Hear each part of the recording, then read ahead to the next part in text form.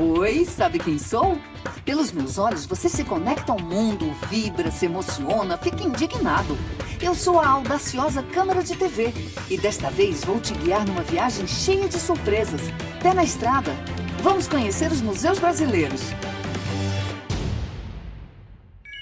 Hoje nós vamos passear pelo Museu das Bandeiras, que fica no estado de Goiás, na cidade de Goiás. Praça Doutor Brasil Ramos Caiado, Centro. Conhecer o Museu das Bandeiras é fazer uma viagem ao tempo dos bandeirantes no centro-oeste brasileiro. É também saber como viviam as pessoas nessa região nos séculos 17 e 18. Vamos lá então? Pera, porque no meio do caminho tem a igreja Nossa Senhora do Rosário, uma das muitas aqui da cidade. Ela foi construída em 1734, mas foi reconstruída em estilo neogótico 200 anos depois. Essa é a casa da poetisa Cora Coralina, filha mais ilustre da cidade. Aqui estamos na cidade de Goiás, Patrimônio Cultural da Humanidade, título concedido pela Unesco em 2001. A história dessa cidade remonta ao século XVIII, precisamente 26 de julho de 1726, quando aqui se fundou o Arraial de Santana. Nesse período, várias construções administrativas se fizeram nessa cidade, inclusive esse prédio, o Museu das Bandeiras, que data a sua construção de 1761 a 1766.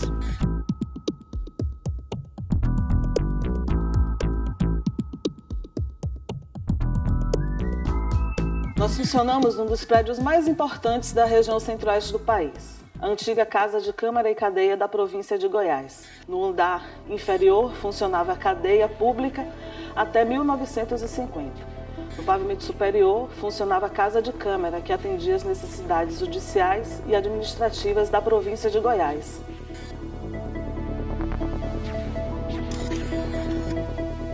Já que aqui era a antiga cadeia da cidade, primeira parada, cela dos presos, onde a fuga parecia impossível. Nesta cela, ou em chovia, os presos viam assim que eles cometiam crime, aguardando o julgamento que acontecia em cima. A entrada se dava através dessa escada.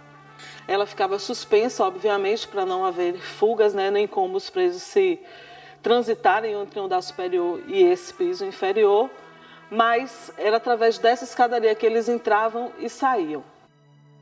Aqui, os escravos não ficavam presos. Ninguém ia perder tempo e nem dinheiro instaurando processo para condenar alguém que não era considerado nem mesmo ser humano, que era considerado uma peça. Então, os negros escravizados naquela época, quando eles cometiam algum crime, eles recebiam a punição dos seus próprios senhores, com esses instrumentos que nós temos aqui. São correntes, gargalheiras, viramundo, algemas.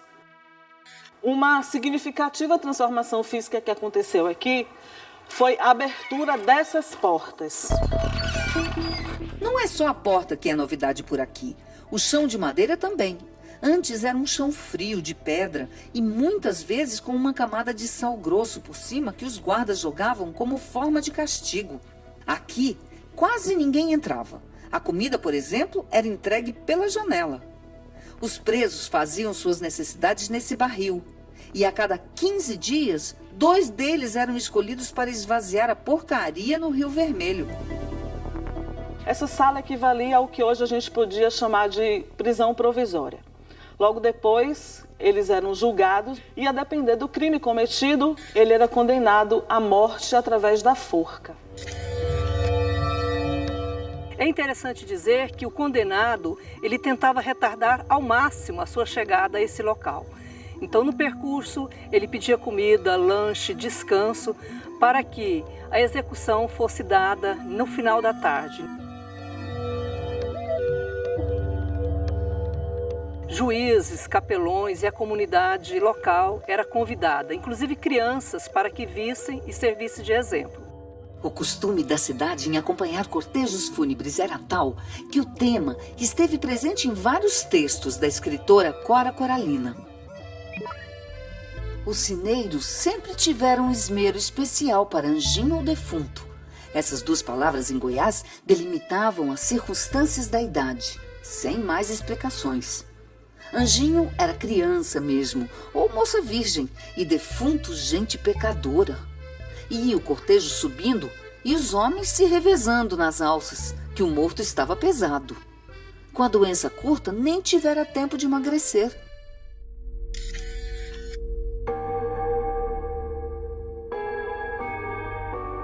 Essa cidade tem muitas lendas de arrepiar.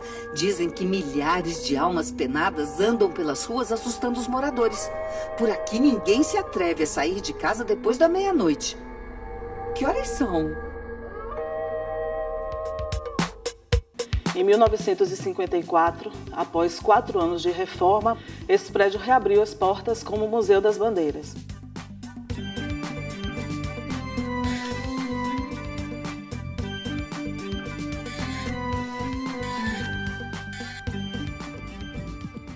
Nós temos por missão retratar o processo de ocupação bandeirante na região centro-oeste do país.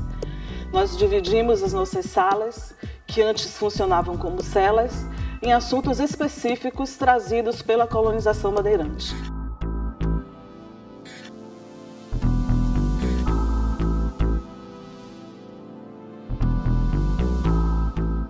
Nessa primeira sala, a gente tenta representar um pouquinho para vocês a forma que os bandeirantes foram recepcionados pelas etnias indígenas quando chegaram aqui na região centro-oeste.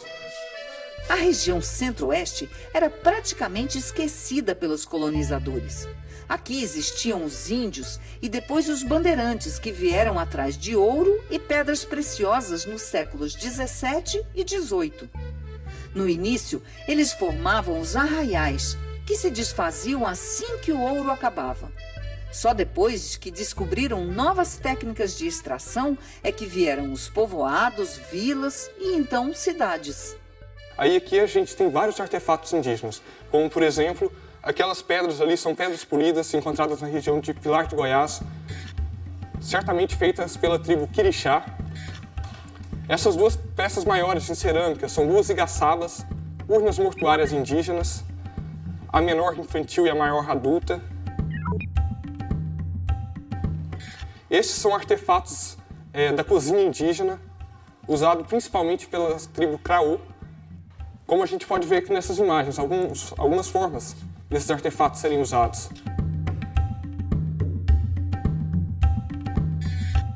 A ocupação bandeirante no centro-oeste, ela foi desastrosa para os povos indígenas.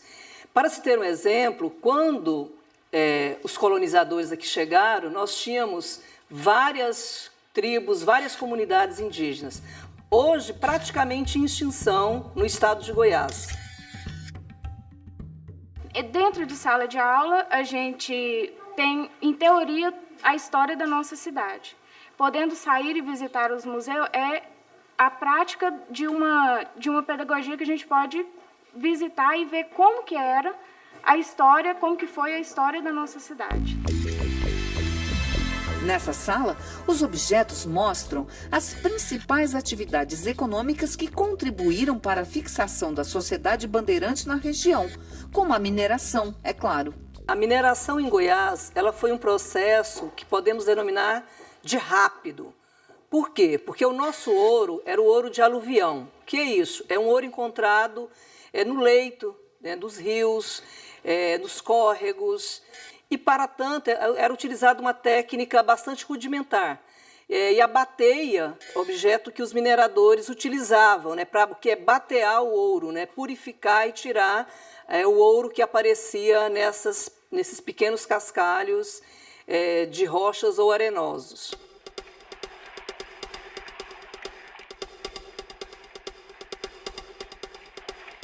A região aqui de Goiás foi muito rica na extração de ouro. Inclusive, a gente foi o segundo estado que mais produziu ouro, só perdemos para Minas Gerais, mas a maioria do ouro encontrado aqui, na cidade de Goiás especialmente, era o ouro em pó. Não se encontravam muitas pepitas grandes.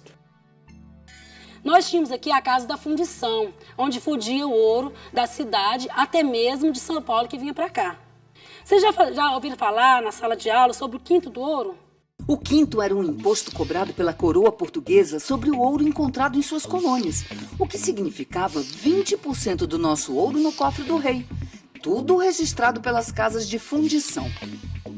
A principal atividade econômica bandeirante na região centro-oeste foi a mineração, mas em torno dela se desenvolveu uma série de outras atividades econômicas, a exemplo da ourivesaria. Nós temos aqui um conjunto de joias que foram feitas algumas por artesãos goianos. Outra atividade que se desenvolveu paralelamente à mineração foi a indústria ferragista.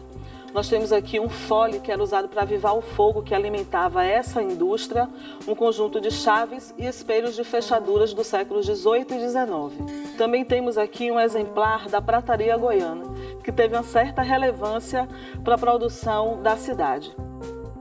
Para alguns estudiosos, a pecuária ela antecede a mineração. Então, os baús, né, as malas que acompanhavam as tropas durante longos trajetos de viagem pelos sertões, nos mostra, né, quanto era rudimentar e quão dificultosa a vida, né, nesses sertões por volta do século XVII, século XVIII e XIX. Nós temos documentado que por volta de meados do século XIX existia na cidade de Goiás, né, uma fábrica de tecidos. Esse tiar, doado por uma família vilaboense ao Museu das Bandeiras, mostra também como a ocupação bandeirante, né, deixou traços culturais. Então, o tiar era uma forma que as pessoas utilizavam para tecer as próprias roupas, assim como cama, mesa e banho. Eu gostaria que muitos colegas meus que não estão, eles poderiam vir aqui, não só meus colegas, mas outras pessoas também, porque a gente conhece um pouco mais a cultura dos nossos antepassados.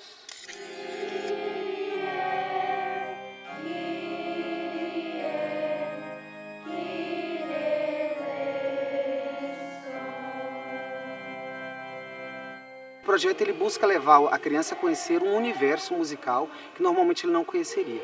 Com isso, assim, no decorrer do processo, à medida que o projeto vai avançando, se nota um crescimento do aluno na sua concentração. A música consegue trabalhar esse universo, né, o universo do aluno dentro da sua realidade escolar e dentro da sua realidade enquanto jovens.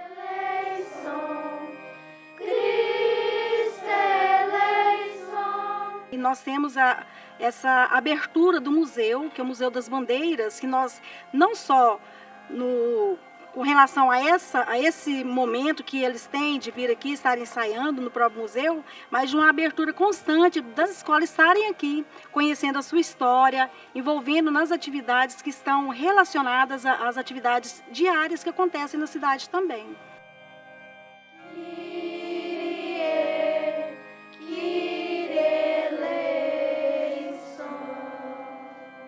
Participar do coral é muito bom, porque a gente consegue prestar mais atenção na sala de aula, a gente se envolve mais com os eventos da cidade, a gente se socializa mais.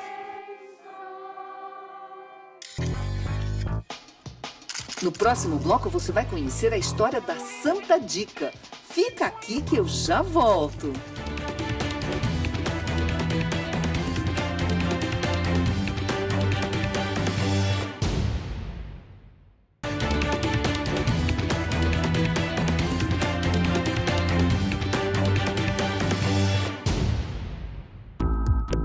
Estamos de volta ao centro-oeste brasileiro, mais precisamente na cidade de Goiás, para continuar nosso passeio pelo Museu das Bandeiras. Nossa próxima parada agora é a cela feminina do antigo presídio, onde esteve presa a Santa Dica. Religiosa, nascida em 1905, parece ter sido a expressão solitária do movimento messiânico em Goiás. Mulher de força e liderança política, enfrentou os coronéis da região publicamente e foi chamada de santa depois de uma suposta ressurreição quando ainda era criança. Quando diz que ela sofreu como um desmaio e que ela foi dada como morta e depois ela retoma a vida dizendo que foi ao encontro dos anjos. Que a Santa Dica ela vai dizer e fazer toda uma retomada, né, de uma contextualização bíblica, mas também de maneira efetiva sobre a posse da terra. Então ela enfrenta de forma ideológica também os desmandos, né, e os mandonismos dos coronéis locais. E por enfrentar os homens fortes, terminou presa aqui por 6 meses. Hoje, as celas femininas foram transformadas em salas de exposição de mobiliários do século XIX.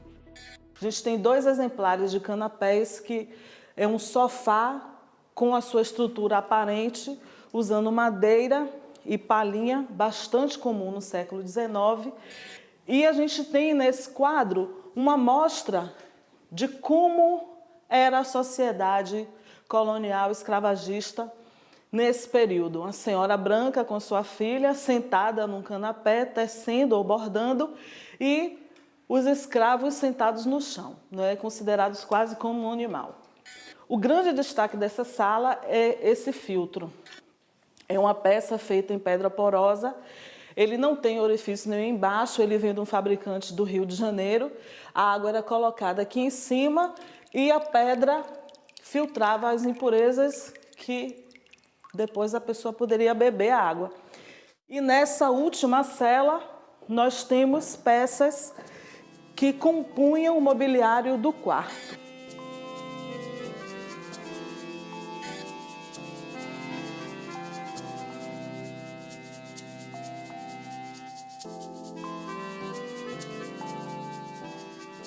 Uma outra peça bastante interessante que temos aqui é um berço-balanço. A criança ficava aqui e, ao invés da mãe ter o trabalho de ficar balançando-a no colo, bastava balançar o berço. Meu primo, ele mora na fazenda e ele tem um berço igualzinho esse, o pai dele mandou fazer. Aí eu fiquei muito admirado. E sempre eu venho aqui no museu e eu fico admirando as belas coisas que tem aqui. Em 2004 a 2006, o IPHAN fez uma reforma que melhorou a acessibilidade do museu. Foram feitos banheiros, rampas e também esse elevador. Eu me sinto em casa, assim, todas as vezes que eu chego aqui eu me sinto alegre, que, sei lá, como tem acessibilidade, a gente se sente confortável num lugar tão maravilhoso desse, cheio de coisas para nos trazer. Eu gosto de vir no museu exatamente por ser acessível às pessoas com deficiência. Aqui tem uma série de exposições, tem uma série de atividades, comemorações, são projetos que são feitos e isso daí está sempre envolvendo a comunidade, tanto a comunidade adulta, como a criança, como o jovem.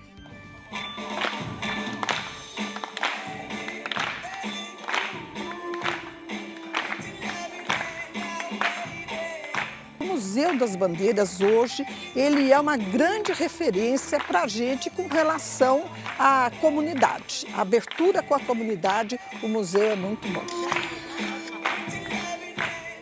A ocupação dos sertões dos Goiáses, ela não foi diferente do que ocorreu no restante do país, né, pela civilização ocidental e cristã. Aqui na cidade de Goiás nós temos o marco, que é a chamada Cruz do Anhanguera, que é o símbolo, né, da ocupação e da violência que ocorreu com os povos, né, indígenas da região. Então essa cruz é o marco da ocupação, essa terra nos pertence, a civilização que aqui reinará é a civilização que nós dominamos e a religião que prevalecerá também nessas terras será a religião cristã. A Cruz do Anhanguera, que está no monumento que vimos lá fora, é uma réplica da original guardada no museu. Ela é o símbolo da religião da coroa portuguesa. Nesta sala hoje, nós temos objetos relativos ao Império Brasileiro. Dom Pedro I e a Princesa Leopoldina, em algumas situações, a reunião do dia 5 de agosto, onde ficou definido que o Brasil se tornaria independente.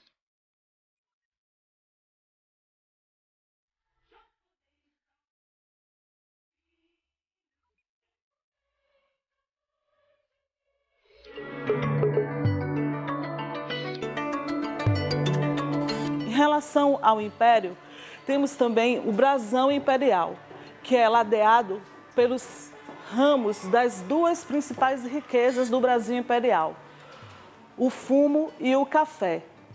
Em relação a isso, nós temos aqui peças do século XIX que fazem referência a essas riquezas, um cortador de fumo e uma medida para grãos, onde temos grãos de café.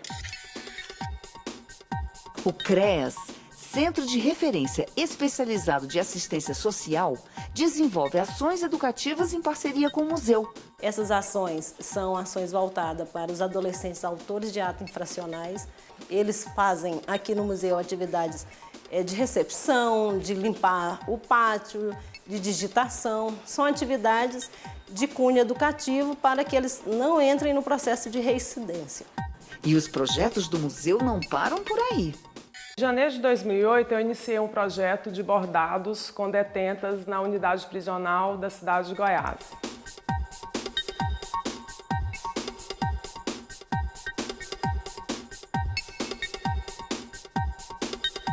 Quando eles estão presos, eles são beneficiados pela remissão de pena, que foi uma conquista do projeto, que foi iniciado por nós dentro da cadeia, e eles recebem por produção. Então, nesse momento, é importante a manutenção dentro da cadeia em termos financeiros, né? E depois que eles saem, eles têm a oportunidade de estar sendo inseridos no mercado de trabalho.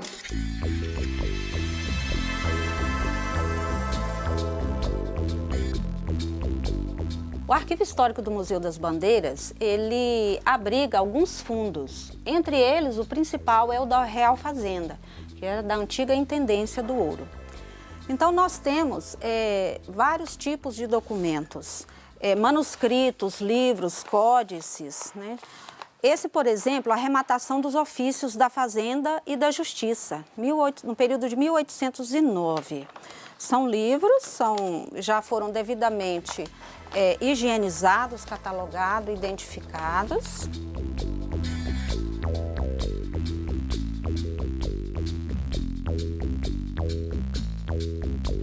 Temos alguns exemplos, ordens régias de 1772 também, né, com a assinatura do Marquês de Pombal.